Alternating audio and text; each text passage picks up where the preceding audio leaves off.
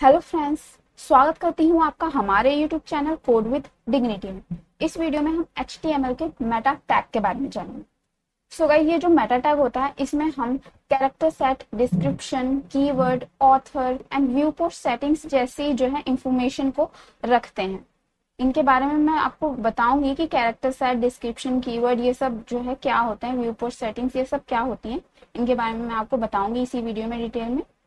Guys, ये जो भी मेटा टैग होता है इसमें हम जो भी चीजें लिखते हैं वो हमें जो है पेज पर डिस्प्ले नहीं होती है। हम जो है इनको ब्राउजर में इनका रिजल्ट जो है नहीं देख सकते हैं, बट इसका यूज जो है बेसिकली ब्राउजर्स और सर्च इंजन्स और अदर वेब सर्विसेज द्वारा जो है इनका यूज जो है किया जाता है। ओके गाइज, किस तरीके से इनका यूज किया जाता है इसके बारे में मैं भी जो है आपको डिटेल में बताऊंगी। सो गाइज, यहाँ पे आप जो है इसका सिंटेक्स देख सकते हैं मेटा टैग का। बेसिकली ये जो हम मेटा टैग है उसको हेड टैग में देते हैं। यहाँ पे आप देख सकते हैं हेड टैग में ही जो है हम इस मेटा टैग को देते हैं। यहाँ पे आप देख सकते हैं मेटा टैग में एक एट्रीब्यूट है, नेम एट्रीब्यूट और कंटेंट एट्रीब्यूट। इन सब के बारे में भी मैं आपको डिटेल में बताऊंगी। गाइस, चलते हैं अपने सबलाइन टेक्स्ट एडिटर पे। सो गाइस, यहाँ पे मैंने अपना सबलाइन टेक्स्ट एडिटर ओपन कर लिया और यहाँ पे HTML की बेसिक कोडिंग कर रखी है मैंने, और यहाँ पे ब्राउजर में इस फाइल को एग्जीक्यूट कर रखा है। यहीं पे ही हम अपना प्रैक्टिकल करेंगे। सो गाइस, मैंने आपको बताया था कि हेड टैग में ही जो है हम मेटा टैग को लिखते हैं। तो सबसे पहले मैं जो है हेड टैग यहाँ पे आपको दिख रहा होगा, यहाँ पे यहीं पे ही मैं जो है मेटा टैग लिखती हूँ। तो सबसे पहले जो है मैं मेटा लिखती हूँ, मेटा। सो गाइस, यहाँ पे सबसे पहले जो है एट्रीब्यूट आता है कैरेक्टर सेट। कैरेक्टर सेट को की जो फुल फॉर्म होती है वो कैरेक्टर सेट होती है। ये क्या होता है कैरेक्टर सेट, या फिर कहें कि कैरेक्टर सेट क्या होता है, तो इसके बारे में मैं आपको बताती हूँ। सो गाइस, जो ये कैरेक्टर सेट होता है वो जो है स्पेसिफाई करता है characters encoding for the document. HTML document के लिए जो है ये कैरेक्टर्स इनकोडिंग को स्पेसिफाई करने का काम करता है। अब ये कैरेक्टर्स इनकोडिंग क्या है ये बेसिकली। सो गाइस, यहाँ पे आप देख सकते हैं ये हमारा जो है HTML का डॉक्यूमेंट है। इसमें अगर हम कुछ भी लिखते हैं, जैसे मैं यहाँ पे एक पैराग्राफ लिख देती हूँ पैराग्राफ टैग में। सो गाइस, यहाँ पे मैंने एक पैराग्राफ टैग लिया, उसमें लिख दिया है welcome to my channel code with dignity.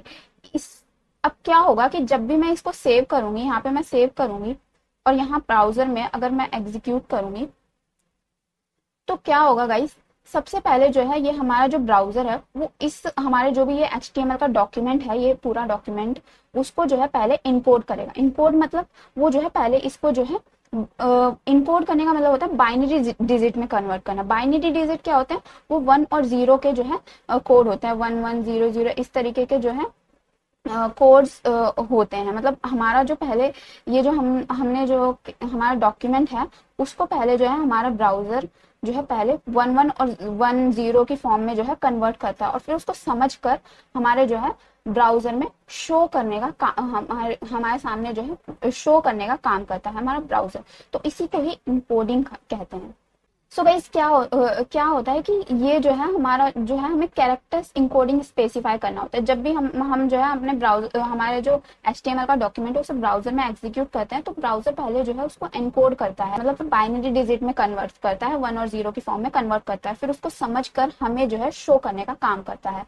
तो उसी को ही एनकोडिंग कहते हैं। तो यहाँ पे हमें जो है बताना होगा कि किस तरीके से जो है हमें कैरेक्टर सेट बताना होगा कि किस तरीके से हमें अपने डॉक्यूमेंट को इनकोड करवाना है ब्राउजर के थ्रू और शो करवाना है।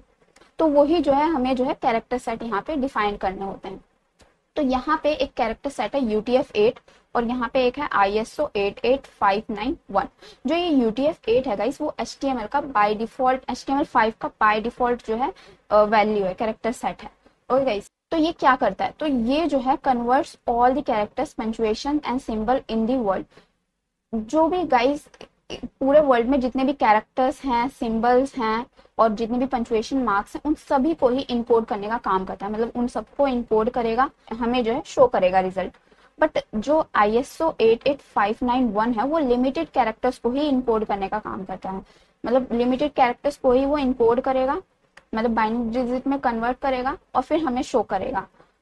ये जो है इसका यूज मोस्टली HTML4 में किया जाता था। तो गाइज, मैं UTF-8 और ISO वन के बारे में आपको डिटेल में बताती हूँ एग्जाम्पल के थ्रू।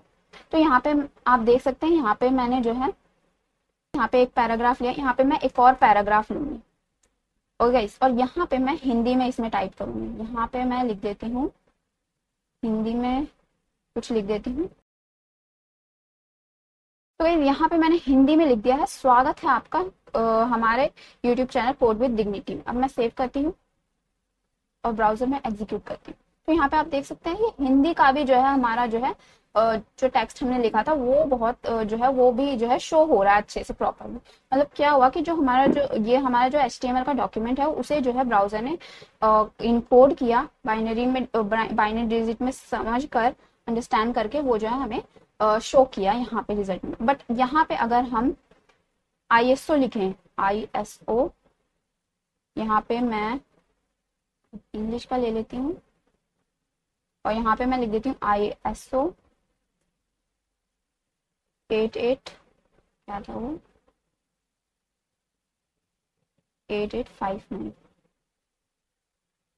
591। अब मैं यहाँ पे सेव करती हूँ और ब्राउजर में रिफ्रेश करती हूँ। तो यहाँ पे गाइज आप देख सकते हैं जो मैंने हिंदी में लिखा था वो किस तरीके से आ रहा है, और जो मैंने यहाँ पे यूट्यूब चैनल लिखा था वो तो एकदम सही तरीके से आ रहा है, बट जो हमने वो क्या कहते हैं हिंदी में लिखा था वो सही तरीके से नहीं आ रहा है। क्यों नहीं आ रहा है? क्योंकि जो ISO 88591 है वो क्या करता है, वो लिमिटेड कैरेक्टर्स, मतलब कुछ ही कैरेक्टर्स को ही इनकोड करने का काम करता है। तो जो है इसलिए जो है UTF-8 का जो है ज्यादा यूज होता है, क्योंकि वो जितने भी कैरेक्टर्स होते हैं, मतलब हम किसी भी लैंग्वेज में अपने HTML डॉक्यूमेंट में लिखे वो सारा ही जो है हमें प्रॉपर तरीके से माई ब्राउजर में शो करने का काम करता है। आई होप यहाँ तक आप अच्छी तरीके से समझ गए होंगे कैरेक्टर सेट के बारे में गाइस। सो यहाँ पे मैं अगर फिर से आपको दिखा दूं UTF लिख के, तो UTF-8 लिखूंगी मैं, यहाँ पे सेव किया, रिफ्रेश किया। सो यहाँ पे आप देख सकते हैं जो भी हमने हिंदी में लिखा था वो अच्छे से आ गया। तो UTF-8 क्या करेगा, सारे कैरेक्टर्स को, मतलब वर्ल्ड में जितने भी कैरेक्टर्स होंगे उन सबको इनकोड करने का काम करता है। तो यहाँ पे हमने हिंदी में लिखा था तो वो हिंदी के भी वर्ड्स को जो है इनकोड करने का काम करता है। सो आई होप आपको यहाँ तक सब कुछ समझ में आ गया होगा। अब हम नेक्स्ट चलते हैं आगे। So guys next Meta tag आता है, इसको मैं इसकी विड्थ थोड़ी सी बढ़ा देती हूँ। तो गाइस अब मेटा टैग मैं फिर से लिखती हूँ, मेटा टैग मैंने लिखा, यहाँ से कैरेक्टर सेट हटाती हूँ। मेटा टैग में एक एट्रीब्यूट आता है नेम नाम से। नेम में वैल्यू आती है पहली डिस्क्रिप्शन, और यहाँ पे डिस्क्रिप्शन में क्या करना होता है, हमें डिस्क्रिप्शन बतानी होती है। जो भी हमारा HTML का ये HTML का डॉक्यूमेंट आपको दिख रहा है इसका जो है डिस्क्रिप्शन हम बता सकते हैं। तो यहाँ पे एक और एट्रीब्यूट आता है कंटेंट नाम से। कंटेंट में जो है हमें उसका डिस्क्रिप्शन लिखना होता है कि हमारी जो है जो हमारा पेज है उसका डिस्क्रिप्शन क्या है। यहाँ पे हमें डिस्क्रिप्शन लिखना होता है। यहाँ पे मैं लिख देती हूँ। सो यहाँ पे मैंने लिख दिया है best learning platform for web designing. So ये जो है मेरा पेज का डिस्क्रिप्शन है। जैसे कि मेरी वेबसाइट में जो है वेब डिजाइनिंग से रिलेटेड ट्यूटोरियल्स हैं, तो इसलिए जो है मैंने ये जो है ये डिस्क्रिप्शन लिख दिया। तो गाइस क्या होगा कि ये जो है हमारे जो है हम इस नेम एट्रीब्यूट में डिस्क्रिप्शन लिखेंगे और यहाँ पे कंटेंट में हम अपना डिस्क्रिप्शन लिख सकते हैं अपने डॉक्यूमेंट का। अब इसका यूज जो है बेसिकली सर्च इंजन द्वारा होता है। मतलब जो भी गूगल है हमारा, गूगल वो भी एक सर्च इंजन है, जैसे याहू ये भी सर्च इंजन है, ask.com, DuckDuckGo ये जो है सर्च इंजन है। तो ये जो है हमारा जो है डिस्क्रिप्शन का यूज करते हैं। क्या होता है कि जब भी यूजर, जैसे हम गूगल का एग्जांपल लेते हैं, जब भी यूजर ऐसा कुछ टाइप करेगा कि best web designing learning platform, या फिर यही सेम कोड टाइप कर देगा कि best learning platform for web designing, ऐसा कुछ टाइप कर देगा, तो उस कंडीशन में हमारी वेबसाइट उसे दिखनी चाहिए। जैसे कि हम कुछ भी टाइप करते हैं गूगल में तो बहुत सारी वेबसाइट के हमारे पास जो है रिजल्ट्स आ जाते हैं। क्यों? क्योंकि जो है उनका जो कीवर्ड्स और डिस्क्रिप्शन है वो हमारे जो हमने जो भी क्वेरी लिखी है, मतलब हमने जो भी टाइप किया है, सर्च किया है, उससे मैच करता है, तभी जो है वो वेबसाइट हमें शो होती है। अगर कोई यूजर ये best learning platform for web designing ये सर्च करेगा तो हमारी वेबसाइट उसे दिखनी चाहिए। तो इसलिए जो है हम जो है डिस्क्रिप्शन का यूज करते हैं। बेसिकली ये जो है एसईओ के पॉइंट ऑफ व्यू से होता है। एसईओ क्या होता है? Search engine optimisation. ये जो है एक बहुत बड़ा टॉपिक है गाइस, रैंकिंग से रिलेटेड है कि हम अपनी रैंकिंग कैसे वेबसाइट की कर सकते हैं। तो ये एसईओ के पॉइंट ऑफ व्यू से होता है। ये जो है रैंकिंग से रिलेटेड होती है कि जब भी यूजर ऐसा कुछ टाइप करेगा तो हमारी वेबसाइट उसको दिखनी चाहिए। नेक्स्ट हम लिखते हैं मेटा,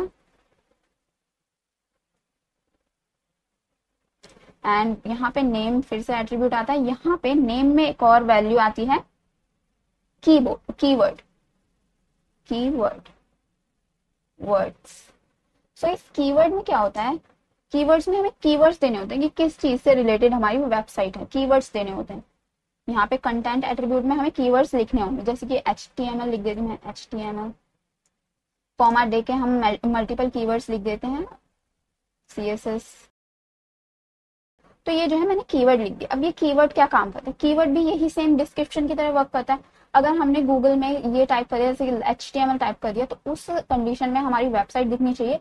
इसलिए जो है हम कीवर्ड टाइप करते हैं, कीवर्ड्स लिखते हैं अपनी वेबसाइट के लिए कि हाँ जब भी यूजर कुछ भी HTML सर्च करे तो हमारी वेबसाइट दिखनी चाहिए। इसलिए जो है हम कीवर्ड का यूज करते हैं।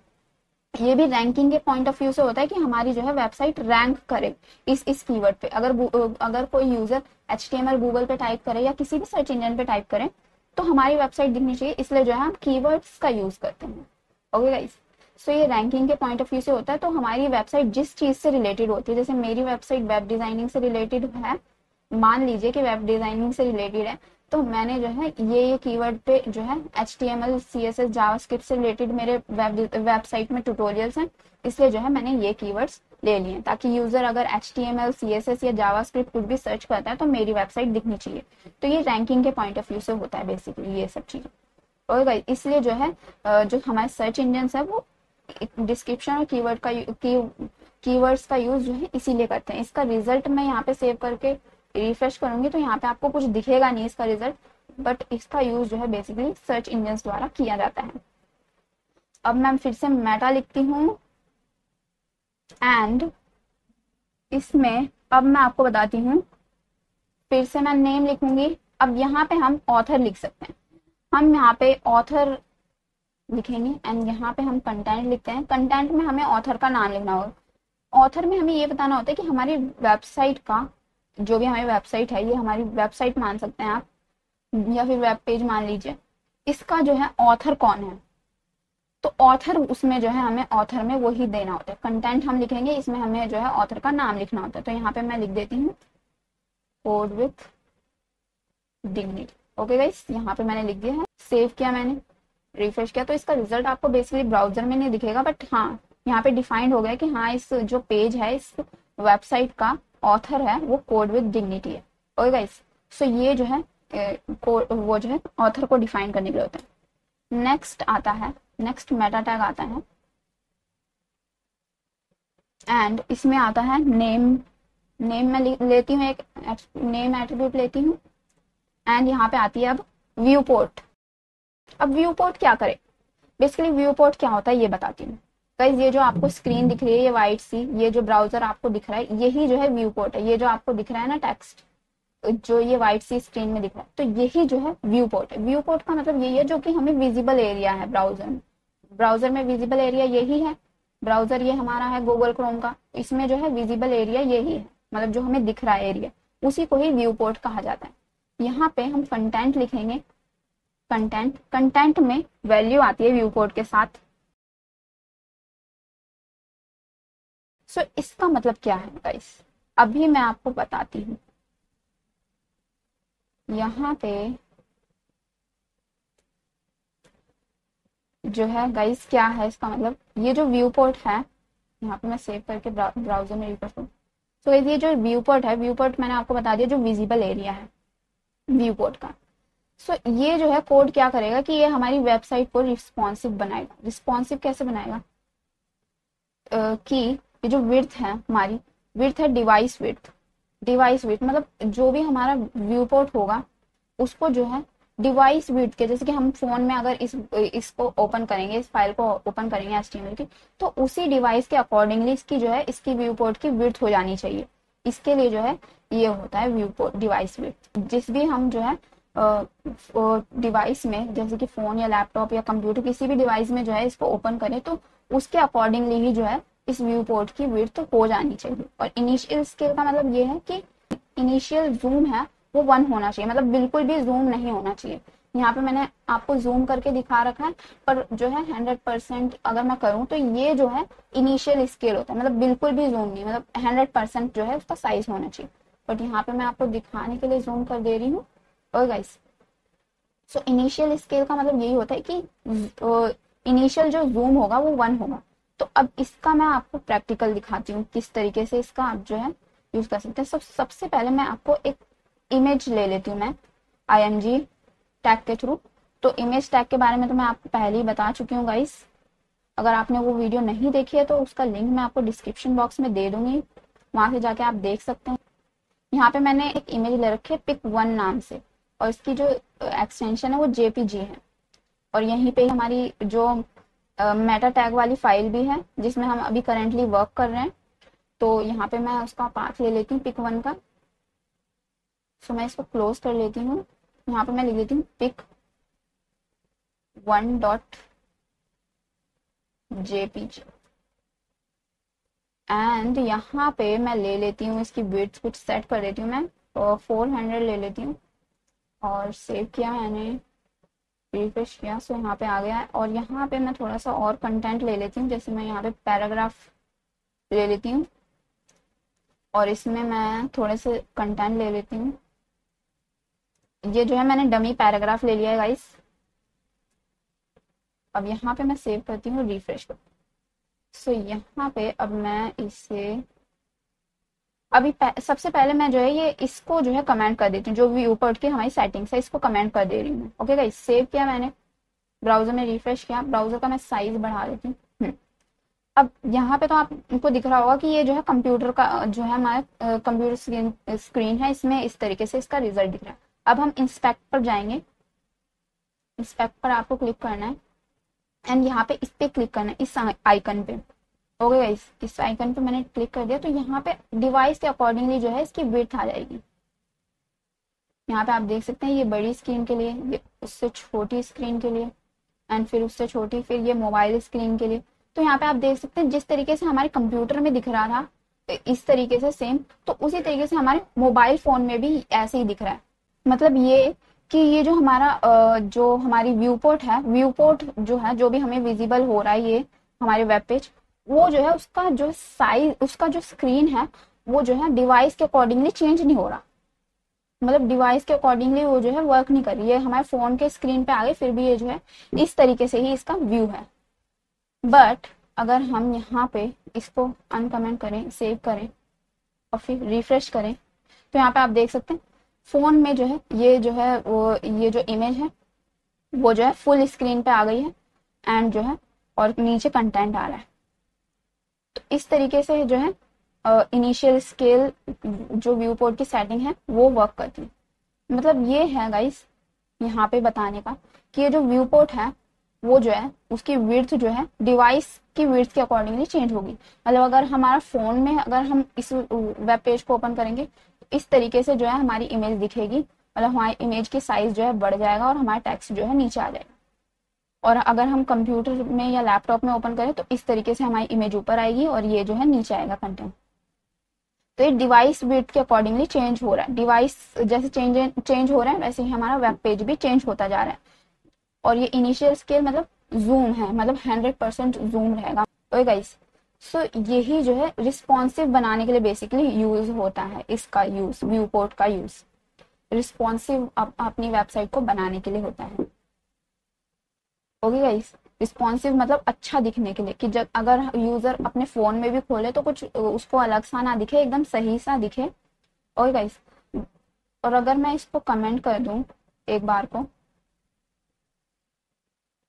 और यहाँ पे पहले मैं सेव कर देती हूँ, उसको सेव किया मैंने, रिफ्रेश किया। अब मैं यहाँ पे जाऊंगी इंस्पेक्ट पर। अब मैं छोटे स्क्रीन पे जब जाऊंगी तो यहाँ पे आप देख सकते हैं इमेज छोटी हो जा रही है, मतलब हम फोन में जो है इसको इमेज जो है हमें छोटी दिखेगी और इस तरीके से टेक्स्ट दिखेगा। बट अगर हम व्यू पोर्ट सेटिंग्स है उसको लगा देंगे, सेव करेंगे, रिफ्रेश करेंगे, तो यहाँ पे आप देख सकते हैं हमें इमेज प्रॉपर दिख रही है और टेक्स्ट भी प्रॉपर दिख रहा है। तो इस तरीके से रिस्पॉन्सिव बनाने के लिए बेसिकली अपनी वेबसाइट को या कहें कि वेब पेज को अच्छा बनाने के लिए जो है व्यू पोस्ट सेटिंग का यूज किया जाता है। आई होप यहाँ तक आप समझ गए होंगे। अब नेक्स्ट आता है मेटा टैग के अंदर एक एट्रीब्यूट आता है HTTP इक्विव। HTTP इक्विव क्या करता है इसके बारे में जान लेते हैं। बेसिकली ये जो है HTTP equiv let you send additional information to the browser in the HTTP header. Basically ये HTTP इक्विव क्या करता है कि वो HTTP हेडर के थ्रू एडिशनल इंफॉर्मेशन को ब्राउजर को भेजने के लिए करता है। मतलब बेसिकली इसका यूज जो है एडिशनल इंफॉर्मेशन मतलब एक्स्ट्रा जो इंफॉर्मेशन है उसको जो है ब्राउजर को सेंड करने का काम करता है। पहले यहाँ पे सिंटैक्स देख लेते हैं। यहाँ पे देख सकते हैं आप HTTP इक्विव लिखा हुआ है और यहाँ पे इसकी वैल्यूज आएंगी और यहाँ पे कंटेंट के साथ कंटेंट एट्रीब्यूट का भी इसके साथ यूज करना होगा जिसमें हम वैल्यूज लिखेंगे। ओके गाइस, पहले इसकी जो है HTTP इक्विव की वैल्यूज आती हैं कंटेंट सिक्योरिटी वैल्यू। पहली वैल्यू है content security policy. Okay guys, specify the content policy for the document. ये जो है कंटेंट सिक्योरिटी पॉलिसी क्या करेगा, वो जो है स्पेसिफाई करेगा कंटेंट सिक्योरिटी पॉलिसी को। Use for enhancing the security of the document. Content security policy का यूज, इसका यूज जो है हम बेसिकली अपने जो डॉक्यूमेंट है उसकी सिक्योरिटी को, सुरक्षा को जो है इम्प्रूव करने के लिए, इनहेंस करने के लिए जो है इसका यूज करते हैं। दूसरा आता है कंटेंट टाइप। कंटेंट टाइप में जो है हमें कैरेक्टर सेट ही बताने होते हैं। जैसे मैंने आपको बताया था UTF-8 के बारे में, उसी के जैसा ही ये भी है गाइस। कंटेंट टाइप में भी जो है हमें कैरेक्टर सेट को ही बताना होता है, कैरेक्टर्स इनकोडिंग को ही बताना होता है। और रिफ्रेश क्या होगा कि हम जो है रिफ्रेश में जो भी वैल्यू टाइप करेंगे गाइस तो वो जो है उसी टाइम में ही जो है हमारा पेज जो है रिफ्रेश होगा ऑटोमेटिकली। हमें जो है खुद रिफ्रेश करने की जरूरत नहीं पड़ेगी। ओके गाइस, तो चलिए प्रैक्टिकल देख लेते हैं। सो यहाँ पे आपको मैं पहले बता देती हूँ कि यहाँ पे ये रिफ्रेश का बटन है, तो यहाँ पे मैं इस पे क्लिक करती हूँ तभी जो है हमारा पेज रिफ्रेश होता है गाइस। बट हम चाहते कि हमारा जो है पेज ऑटोमेटिकली रिफ्रेश हो, तो यहाँ पे HTTP इक्विव में वैल्यू आती है रिफ्रेश। और फिर यहाँ पे हमें कंटेंट में बताना होता है कि कितने सेकंड बाद जो है वो रिफ्रेश होनी चाहिए। तो बेसिकली यहाँ पे सेकंड्स में वैल्यू आती है। यहाँ पे मैं 3 लिखूंगी, सेव करूंगी और यहाँ पे रिफ्रेश करूंगी। तो यहाँ पे आप देखना, यहाँ पे आपको देखना होगा कि 3 सेकंड बाद ये ऑटोमेटिकली, देखा आपने, रिफ्रेश हुआ। तो 3 सेकंड बाद ये ऑटोमेटिकली ही रिफ्रेश होगा। ओके गाइस, यहाँ पे अगर मैं 5 लिखूं, 5 सेव किया मैंने, रिफ्रेश किया, यहाँ पे आप देख सकते हैं 5 सेकंड बाद ही रिफ्रेश होगा। यहाँ पे आपको देखना है, देखा 5 सेकंड बाद ऑटोमेटिकली जो है ये रिफ्रेश हो गया। ओके गाइस, अब इसका रिजल्ट कैसे देखना है, यहाँ पे मैं पैराग्राफ को हटा देती हूँ। यहाँ पे मैं इस पैराग्राफ को हटाती हूँ और यहाँ पे सेव करती हूँ। अब यहाँ पे मैं रिफ्रेश नहीं करूंगी, यहाँ पे अपने आप ही रिफ्रेश होगा। यहाँ से 5 सेकंड बाद, देखा 5 सेकंड बाद ये अपने आप ही रिफ्रेश होगा। और यहाँ पे से मैंने जो हटाया था पैराग्राफ वो जो है यहाँ पे आपको दिख रहा है उसका रिजल्ट। तो ये जो है HTTP इक्विव में रिफ्रेश जो है वैल्यू है वो जो है रिफ्रेश करने का काम करती है। अब मैं नेक्स्ट आपको HTTP के जो है HTTP इक्विव की वैल्यू बताती हूँ। तो यहाँ पे मैं मेटा टैग लिख देती हूँ, इसी को मैं कॉपी करके पेस्ट कर देती हूँ और यहाँ पे मैं लिखती हूँ content security policy. Content security policy. Okay guys, content security policy मैंने लिखा और यहाँ पे हमें कंटेंट सिक्योरिटी पॉलिसी बतानी होती है। तो यहाँ पे आती है वैल्यू। सो यहाँ पे एक वैल्यू आती है डिफॉल्ट SRC सेल्फ। ये क्या करती है, डिफॉल्ट जो हमारी सिक्योरिटी पॉलिसी होती है उसको डिफाइन करने का काम करती है। यहाँ पे मैं सेव करूंगी और यहाँ पे मैं सेव करती हूँ।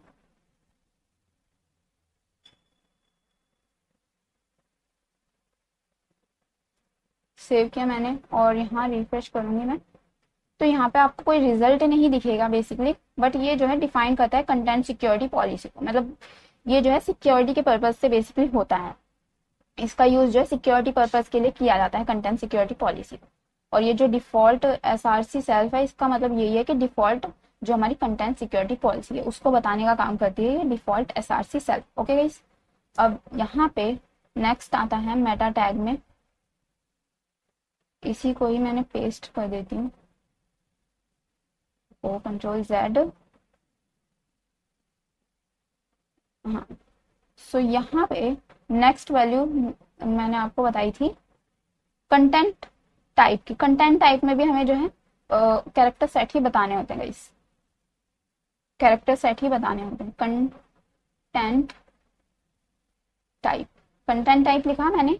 अब यहाँ पे मुझे लिखना होगा टेक्स्ट स्लैश लगा के HTML एंड फिर सेमी कॉलन, फिर हमें कैरेक्टर सेट बताने होते हैं। तो यहाँ पे मैं कैर सेट लिख लेती हूँ और फिर इक्वल का साइन लगा के हमें अब जो है यहाँ पे कैरेक्टर सेट लगाने होते हैं। जैसे मैं यहाँ लिख देती हूँ UTF-8 मैंने लिख दिया। सो इस तरीके से भी कंटेंट टाइप HTTP इक्विव एट्रीब्यूट का यूज करके भी हम जो है यहाँ पे कैरेक्टर सेट को डिफाइन कर सकते हैं। यहाँ पे मैं सेव करती हूँ, ब्राउजर में रिफ्रेश करूंगी तो यहाँ पे आपको कोई रिजल्ट बेसिकली नहीं दिखेगा। मैंने आपको पहले ही बताया था मेटा टैग के आपको रिजल्ट ब्राउजर में शो नहीं होंगे, बट इसका यूज जो है बेसिकली ब्राउजर और सर्च इंजन द्वारा किया जाता है। तो यहाँ पे इस तरीके से भी हम जो है कैरेक्टर सेट को डिफाइन कर सकते हैं। और यहाँ सबसे ऊपर आपको मैंने यहाँ पे बताया था कैरेक्टर सेट को किस तरीके से डिफाइन करना है कैर सेट के एट्रीब्यूट की हेल्प से। सो आई होप आपको अच्छे से समझ में आ गया होगा। मैं फिर से आपको बता देती हूँ, जो मेटा टैग में एक एट्रीब्यूट आता है कैर सेट, वो कैरेक्टर सेट को डिफाइन करने के लिए होता है बेसिकली।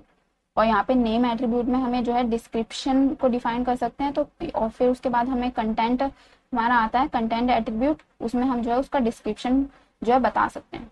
नेम में जो है नेक्स्ट वैल्यू आती है कीवर्ड। कीवर्ड्स में जो है हम जो है कीवर्ड्स का यूज कर सकते हैं। और नेम में ही नेक्स्ट वैल्यू आती है ऑथर। ऑथर में हम जो है ऑथर का नेम डिफाइन कर सकते हैं अपने डॉक्यूमेंट का। और फिर नेम में ही नेक्स्ट वैल्यू आती है व्यू पोर्ट। व्यू पोर्ट में हम जो है व्यू पोर्ट की सेटिंग्स को बता सकते हैं। यहाँ पे मैंने व्यू पोर्ट की सेटिंग्स में यहाँ पे आपको बताया विड्थ, डिवाइस विड्थ, मतलब डिवाइस के अकॉर्डिंगली, डिवाइस जैसे जैसे बदलते रहेंगे, जैसे फोन हो गया, लैपटॉप हो गया, हमारा कंप्यूटर हो गया, उसके अकॉर्डिंगली जो है हमारा जो है डॉक्यूमेंट अपनी जो व्यू पोर्ट की विड्थ है वो चेंज करता रहेगा। और इनिशियल स्केल मतलब इनिशियल जूम जो है उसका 1 है। और HTTP इक्विव एट्रीब्यूट के बारे में बताया, जो एडिशनल इंफॉर्मेशन जो है ब्राउजर को देने का काम करता है। इसमें पहली वैल्यू आती है रिफ्रेश, जो कि रिफ्रेश करने का काम करती है। यहाँ पे मैंने सेकंड्स में जो है यहाँ पे वैल्यू आती है, तो ये जो है इसका मतलब ये है कि हमारा जो ब्राउजर है वो 5 सेकेंड बाद ऑटोमेटिकली रिफ्रेश हो जाएगा। नेक्स्ट है कंटेंट सिक्योरिटी पॉलिसी। इसमें हम कंटेंट सिक्योरिटी पॉलिसी को डिफाइन कर सकते हैं। इसकी वैल्यू है डिफॉल्ट SRC सेल्फ। वैसे इसकी बहुत सारी वैल्यूज होती हैं, यहाँ पे मैंने आपको ये बताया डिफॉल्ट SRC सेल्फ, जो कि डिफॉल्ट वैल्यू को इसके डिफाइन करने का काम करते हैं, डिफॉल्ट पॉलिसी को डिफाइन करने का काम करते हैं। यहाँ पे नेक्स्ट वैल्यू आती है कंटेंट टाइप। कंटेंट टाइप हमारे जो है कैरेक्टर सेट को ही डिफाइन करने का काम करता है। कैरेक्टर सेट जो है मैंने बताया था आपको UTF-8। Okay guys, I hope आपको यहाँ तक वीडियो समझ में आया होगा और आपको मेटा टैग के बारे में सब कुछ क्लियर हो गया होगा। अगर आपको वीडियो अच्छा लगा हो तो वीडियो को लाइक कर देना, अपने फ्रेंड्स के साथ शेयर कर देना। और अगर आप हमारे चैनल पे नए हैं तो चैनल को सब्सक्राइब करना बिल्कुल मत भूलना और बेल आइकन को भी दबा देना, ताकि आपको हमारे वीडियोस के लेटेस्ट अपडेट टाइम पर मिल जाए। Thanks for watching guys.